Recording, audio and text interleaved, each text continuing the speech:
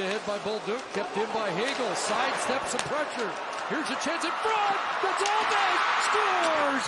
Gage Gonzalez, and the Lightning have forced Game 7.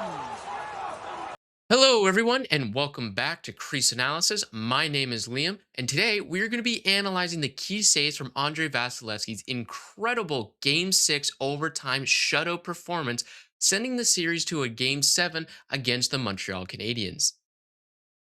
Off the dump from Bolduc, Vasilevskiy tracks it to the corner to find its trajectory. Notice how his feet are pointed to the slot, not the corner, as he never fully gets back to the post. After the puck bounces, he scans and clocks that Doc is winning the race. Doc gets to the puck, and Vasi gets to the top of the crease in a committed stance. However, Doc can't shoot this puck, so he taps it back to Texier. But in the process, Vasi goes down, which isn't good. But he immediately gets up like it never happened, still in the same exact position and stance as he was before going down. That's what perfect technique looks like. And Bolduc. And a bouncer. Texier. Stopped by Vasilevskiy. As Newhook drives the wall, Vasi retreats and cleanly transitions to an RVH. But Newhook can't score from here. He's only looking for Evans. The RVH gives Vasi the advantage of having his lead leg swung back and down, ready for a quick backdoor pass, and he doesn't have to be up because, well, Newhook can't really shoot here. See how Vasi plays the pass by taking the quickest route, parallel to the puck, getting to the other post. His eyes lead his movement, his glove is off his hip, pointing to the puck, and his blocker is tightly following, not disconnected at all. Then, only after the release does he extend his leg, thus not exposing any holes until he knows that he can save it. Trying to work his way past. On a 2-on-1 with Demidov and Hudson barreling down, Vasi takes a very aggressive approach with heels at the top of the crease. Now, this is a risky decision. Even with Vasi's elite physical capabilities, it would be very hard to save a cross-ice pass to Hudson at this depth, as it would be just too far to travel. But he also sees that Nick Paul is blocking the passing lane, and Demidov, being a lefty, would either have to take a more difficult backhand pass or pull it behind him to the forehand, which risks McDonough getting in the lane too. So Vasi's read is a good one. It's a calculated gamble, not a guess, and it pays off. Demidov had nothing to shoot at.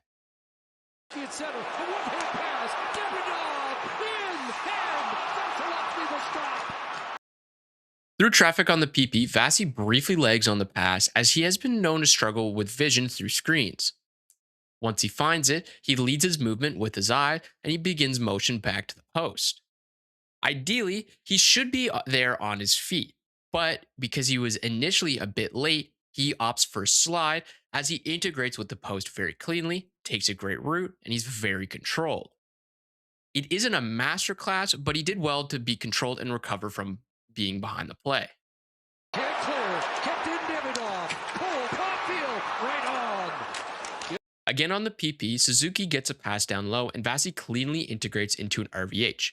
He does this perfectly with his chest and shoulders directed towards Suzuki to cover the shot, but his lead leg is prepped for a lateral extension. Suzuki passes it to Demidov, and Vasi leads with his eyes, pushes off, extending his leg toward the post, and begins to get his glove up directed at Demidov. He makes a huge glove save in a full extension that takes his chest to the ice in a fully compromised position. But the puck pops back out to Demidov, and I really don't know how this is possible, but Vasi's insane core strength and mobility enable him to get his upper body back up as he lunges to his glove side and robs Demidov blind. Save of the night, Vasilevskiy tracking that one across, makes the first save, but somehow able to get his. Vasilevskiy approaches this rush completely differently than before because of the situation as Evans gets pinned to the boards.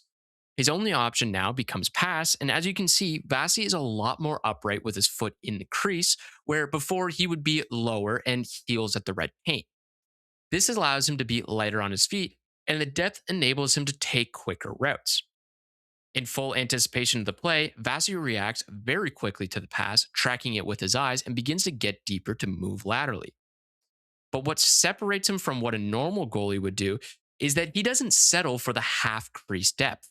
He takes the extra step to get closer to the top of the crease, cutting down the angle way more. Here in period 2, maybe one more. Volley here, Evans in front. Vasilevskiy. This is another different approach to the rush from Vasi, with Texier leading the way and Bolduc as an option. First, we see that Bolduc is heavily covered, so this would incentivize Vasi to commit to the shot. Which he does, sort of.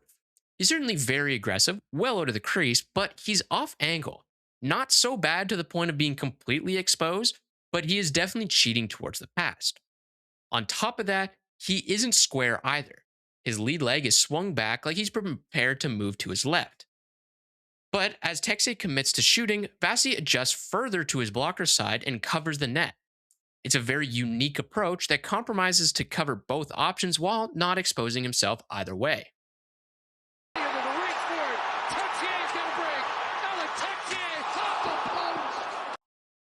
In a similar play as before, Suzuki gets the puck down low on the PP.